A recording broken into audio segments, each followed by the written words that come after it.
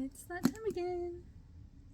Figured I would go ahead and read some more before y'all get crazy. I have a bathing suit underneath Target, so don't try anything y'all wild.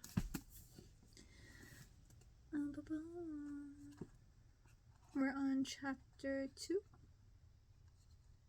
and that was The Witches on the Hill. The three sisters stood on the balcony off Gothel's bedroom, watching the lights from their mother's magic dance in the dead forest. They created ominous shadows on stone carvings of harpies on the wall behind them, giving the winged beauties life. "How long do you think she'll be out there?"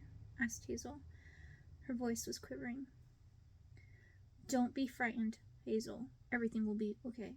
I promise," said Gothel with a strange, faraway look in her eye. "How can you say that? Everything will not be okay. Our mother is killing everyone in that village." Primrose was shaking in anger. "Our mother is upholding our family's traditions, Prim. This is the way it's been done for centuries."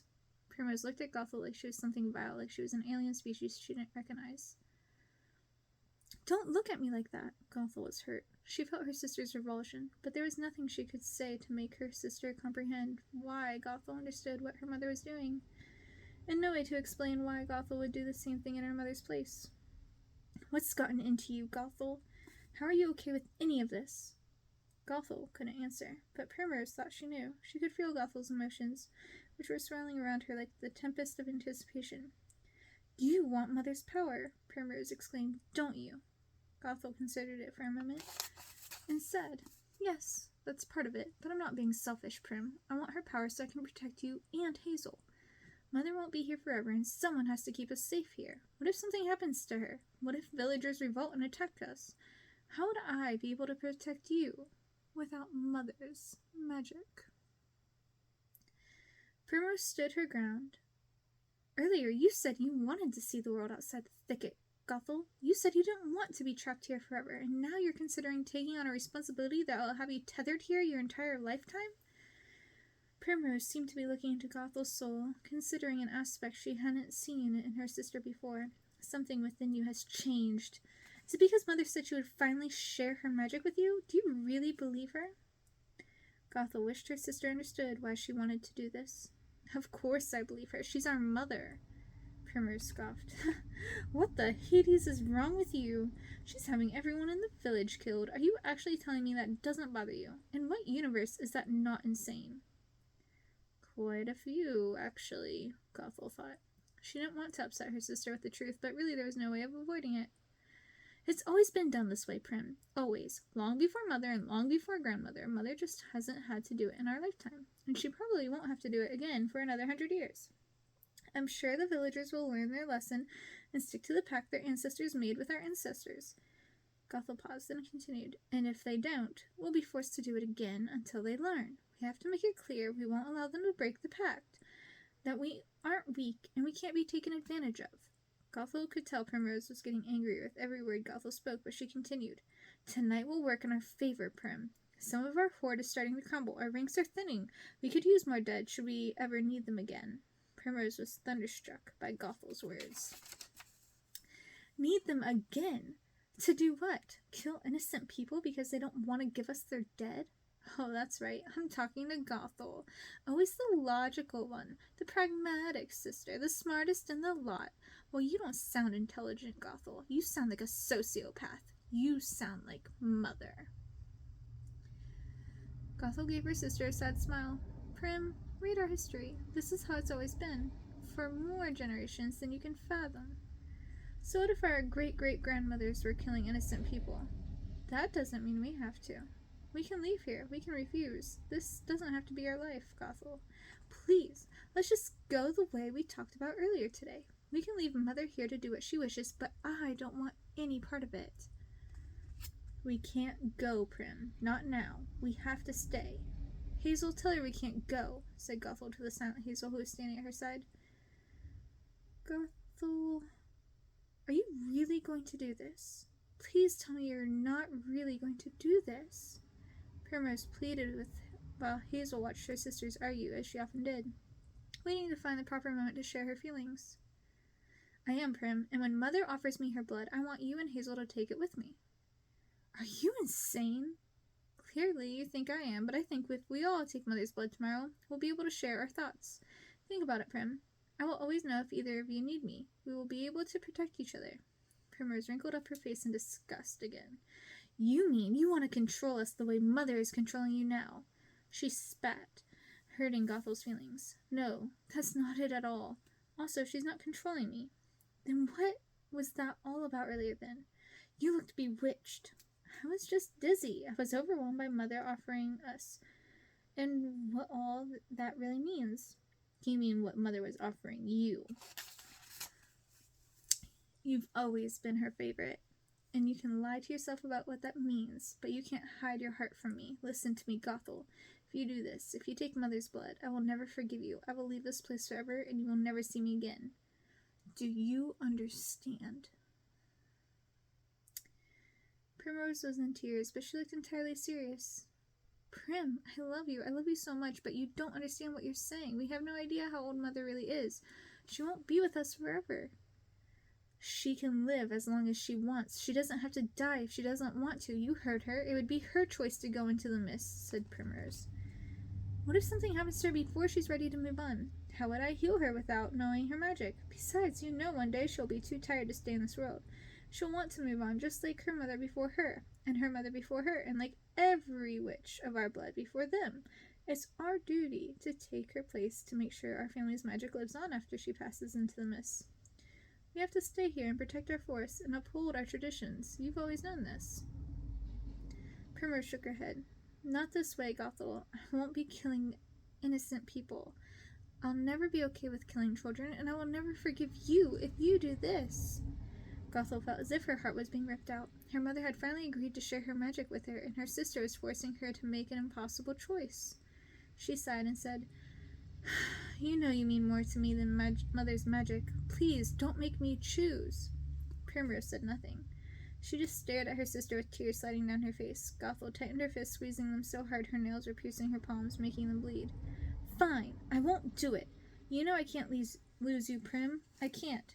If you really don't want me to do this, then I won't. We can leave here together tomorrow before the sun sets, if that's really what you want. But I want you to understand what that decision means. Hazel, who had been quietly listening to her sisters argue, finally spoke. No one is leaving. Gothel and Primrose stared at her sister in astonishment. Quiet, contemplative, Hazel was taking on a role as she rarely played, but it was nevertheless her place. She was the eldest sister, and her younger sister stood there, mesmerized by how calmly and resolutely she spoke. I will share the blood with you tomorrow, Gothel. Our place is here. We are the daughters of Mania, and we have a responsibility to the dead woods and to our ancestors. Primrose, you know this. You've known it your entire lifetime. I don't understand why you're acting as if you've just learned about this now. Mother has always told us the stories of times before we were born. Did you think it was all fairy tales? We live in the dead woods, Prim. The dead woods. This shouldn't be such a shock to you. We have walked among the dead our entire lifetimes. We have heard the stories of our ancestors at bedtime since we were small. If we leave this place, there will be no one left to control the dead after Mother is gone. Do you realize what that means, Prim? Listen to me. We're all going to take Mother's blood tomorrow. All of us. I'm the eldest after Mother, and my decision is final. I can't believe you're taking Gothel's side, Hazel. You both make me sick. Primrose stormed off, leaving Hazel and Gothel on the balcony. Prim, please stay. Come back. Gothel was heartbroken. She felt she had somehow ruined everything, and she wondered if she would ever have Primrose's love again. Don't worry, Gothel. I think she'll feel differently tomorrow. She just needs time to think it over. You know how she is. Her anger burns bright, but it also dies quickly. She knows she can't stay mad at either of us for very long. Gothel knew Hazel was right, but there was something inside her that told her that she might have lost Primrose for good. Thank you for supporting me, Hazel. Thank you for trusting me. I knew you'd understand why I'm doing this.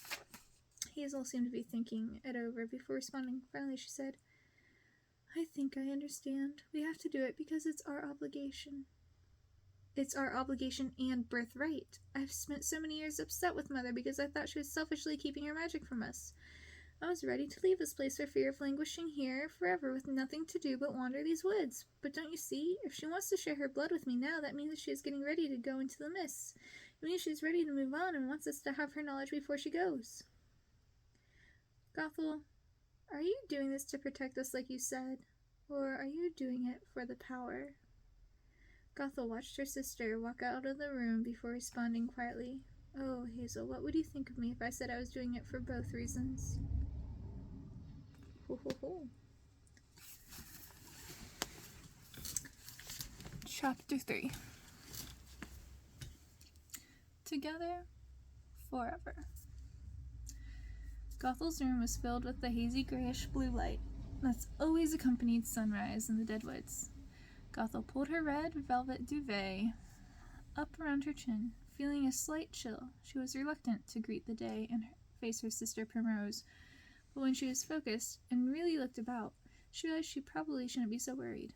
Her room was filled with red paper hearts hung from the 4 posts of her bed and strung from the beams of her ceiling. She reached up and pulled one of the hearts from her 4-poster bed and read it out loud. Together forever.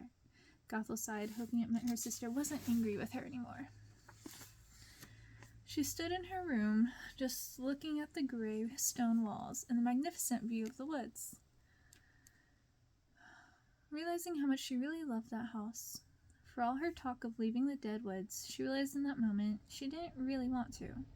She loved her home even if it was cold and drafty and made of dreary cobblestone, even if it was barren and uninspiring and covered in monstrous carvings of night creatures. It was her home, and it was where she had lived her entire life. She wouldn't know how to live in the outside world. What she had always wanted was to learn her mother's magic and to live forever with her sisters. And now it seemed her dream would finally come true. But if Primrose was going to make Gothel choose between her and Mother's magic, then the choice was simple. She would pick her sisters. And if her mother disowned her for changing her mind, then she would leave with her sisters and learn how to live in the world without magic. As long as she had her sisters with her, she would be happy. Sisters, together forever. There was a light knock at the door. "Come in," called Gothel. It was Primrose. She was already dressed in her finest green gown, and she was holding a tarnished silver tray with 2 cups of tea and a pile of blueberry scones on it. "Thank you for the wishes, Prim. I love them," said Gothel, smiling at her sister. "I have hazelnut tea, your favorite," said Primrose, smiling back at Gothel and setting the tray on the little round table beside the bed. "Thank you," said Gothel. Primrose sat on Gothel's bed, patting it with her small hand. "Gothel, please sit with me. I've thought about it, and I've decided I'm going to take Mother's blood with you and Hazel." Gothel's eyes grew wide. "Really?" "Yes, someone will have to keep you in check, Gothel, and it might as well be me." Gothel wrapped her arms around her sister. "Are you sure? Are you really sure? Because this is a big deal, Prim." "I know. But you and Hazel were right, of course. I've always known the stories. Ever since we were little, we've known who our mother is. But I think somehow, I don't know, I think I managed to take it into some sort of fairy tale?" "Yes, I understand. I've seen Mother use her magic like that before. Somehow I was able to tell myself the stories and our history weren't real."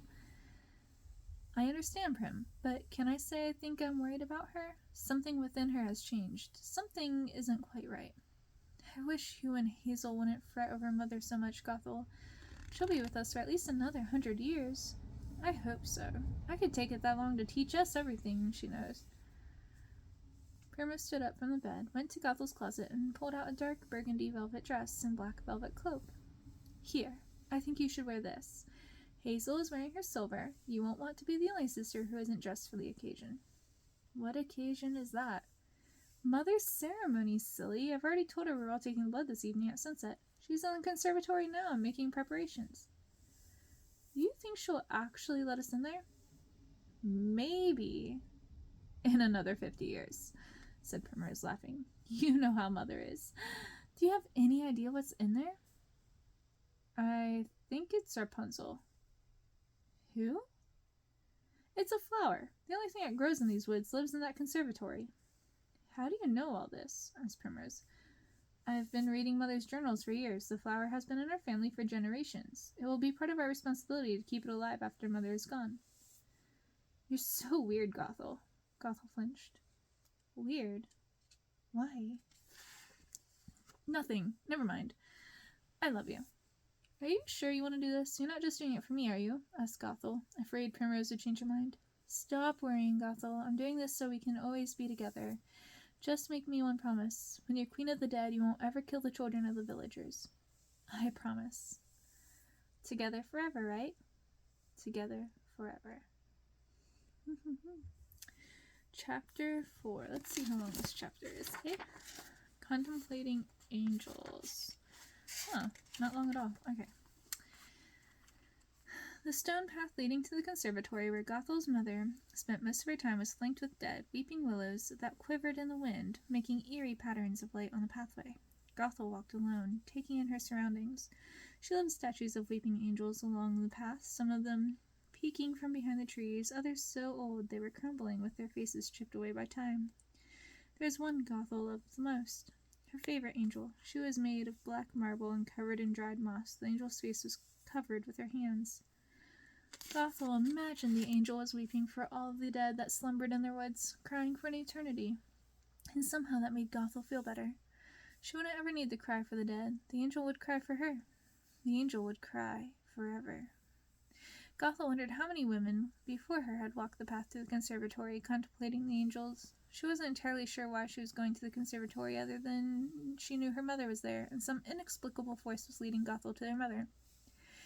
The conservatory was a beautiful building, constructed of pane glass like a giant greenhouse, but architecturally much more stunning. It was a large structure that could be seen from the mansion, resembling a glittering jewel in the otherwise stark landscape. As Gothel got closer to the conservatory, she wondered what she was doing there. She had never bothered her mother while she was doing her magic, not once. She never even asked to be let into the conservatory. But she felt different that day. Somehow, she felt more powerful and brave, knowing later that she would be gaining some of her mother's powers. Something about that day was different. Something about today is different, my pet, said her mother, standing in the doorway of the conservatory. Mother, I didn't see you standing there. Would you like to come inside, Gothel? Sure, said Gothel, walking tentatively to join her mother. Don't be nervous, my sweet. One day this place will be your place of power. She smiled at Gothel, reached out her hand, and said, Come inside. The building was filled with a blinding golden light, brighter than the sun, brighter than anything Gothel had ever seen. She wondered how she hadn't seen the light from outside the building. Magic, my dear, said Minia with a laugh. Gothel was dazzled by the brilliance of the flowers, too awestruck to reply to her mother. She couldn't guess how many flowers were in the room. Her mother had placed them around the circumference of the conservatory on many rows of tiered benches, resembling seats in the amphitheater. The entire room was filled with flowers except the very center, which had some magical markings painted on the floor, and a small wooden table with some of her mother's magical items on it. The light of the Rapunzel flowers was glowing more brightly than the lights coming from the numerous lanterns her mother had hung on large wrought iron hooks around the room. The sight of it almost took her breath away. This is your real inheritance, Gothel. This is our legacy, said Minia, her arms outstretched. The Rapunzel? Asked Gothel in a small voice. Yes, my intelligent beast. After I'm gone, it will be your job to protect it. This is paramount, my black-hearted child. If you intend to live as many lifetimes as I have, then you will have to protect the Rapunzel, if for no other reason than to ensure you and your sisters will always be safe from the indignity of old age. I understand. I think you do, my dear. Minia paused and continued. There's something I want to tell you. Something you can't share with your sisters. They wouldn't understand. Remember when I said that hurting you would be like hurting yourself? Hurting myself? I do. Do you wonder what I meant by that? Gothel looked into her mother's eyes, searching for the answer, and then she realized she had always known. She had felt it since she was very young, but never had the proper words until that moment. Because I am you. I don't know how, but I can feel it. You've always been the smart one, my sweet. Always so sensible. You know I love your sisters, but you're truly mine, Gothel. You're my favorite. said Mania, giving her daughter a rare smile. Really? Is that true? Asked Gothel, wondering if her mother was being honest with her. What makes you doubt it? Our names, said Gothel in a small voice. Mania laughed. Because you don't have a flower name, you think that makes you any less precious to me? It makes you unique, Gothel. It makes you special. Now go. I have much to prepare for our ceremony tonight. Mother, you're not planning to go into the mist anytime soon, are you? No, dear. I have a lot to teach you before I do. Does that disappoint you? No, not at all. Good. Now go. I have a lot of work to do.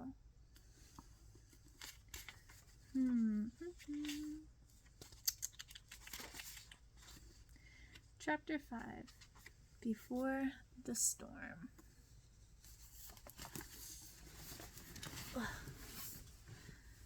Gothel was quietly reading a book in the library while her sisters sat nearby, fidgeting nervously. There was a large fire blazing in the stone fireplace, flanked by enormous skull statues that supported the stone mantle.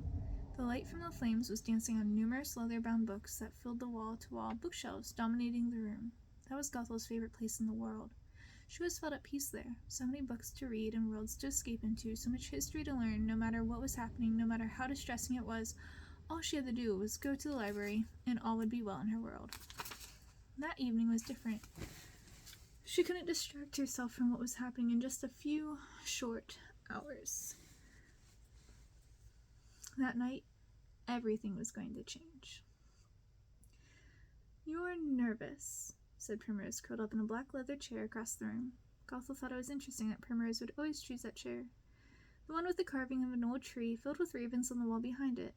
There were many carvings like that around their mansion, but that tree was a little different from all the others.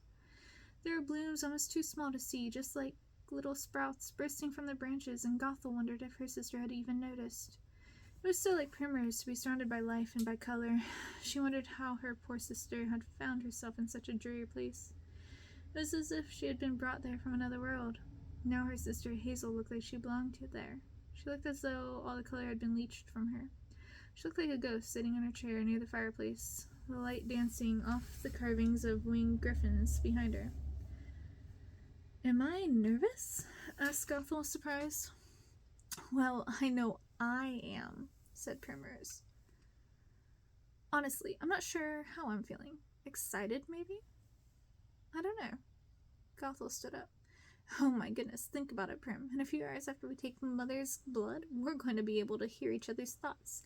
Like, all the time. Yeah, I don't think I'm as excited about that as you are, Gothel, said Primrose, rolling her eyes. Why? Asked Gothel. Oh, I don't know, Gothel. Maybe it has something to do with never having privacy ever again.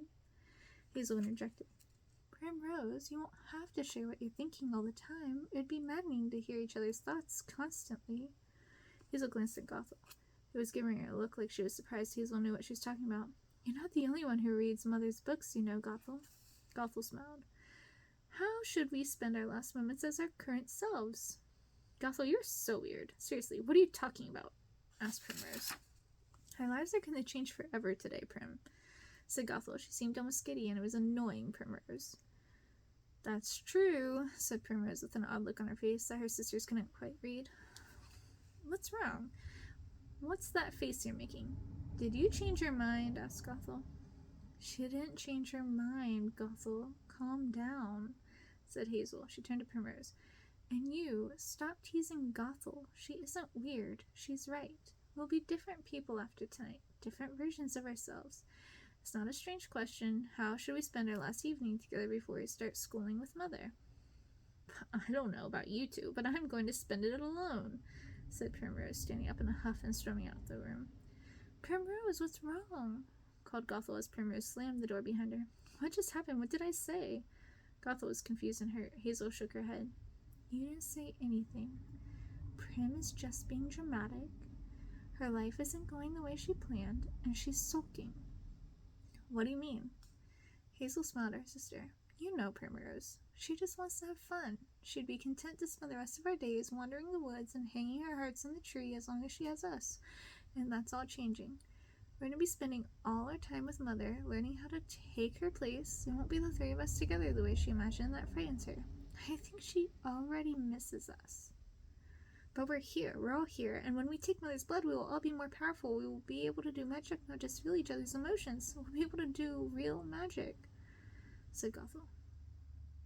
I know, and I'm really excited about it, but I think Primrose agreed to do this only because she knows how important it is to both of us. Is it really important to you? It is, Gothel. I see us many years from now. Witches together, learning our craft, studying into the night, practicing our spells, maybe even meeting other witches. But that isn't Primrose's sort of thing. She's afraid of how all of this is going to change our relationships. She's afraid of losing us to magic. But she can join us. It isn't her thing, Gothel. I think we should consider letting her leave the Deadwoods. No. Gothel, you realize she will leave eventually. If she stays here, she'll be living the life you dreaded. Languishing forever with nothing to do. That's exactly what you were afraid your life would become. Do you want that for her? But she does have something to do. She can learn magic with us. Gothel, stop. Listen to me. She doesn't want to do magic. She's afraid of it. I think she needs to be in the real world. I can feel it.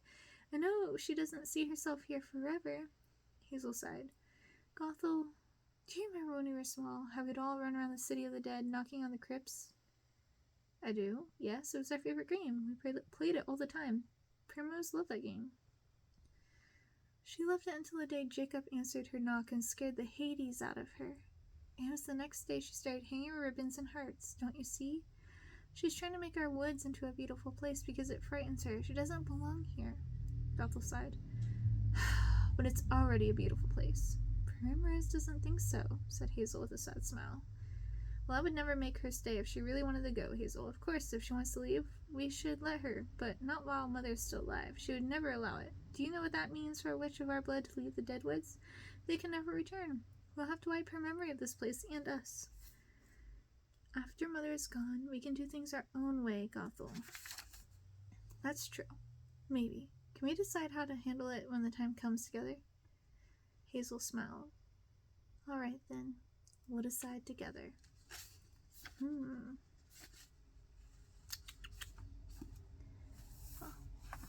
I think that was pretty good. We'll start with chapter 6 next time.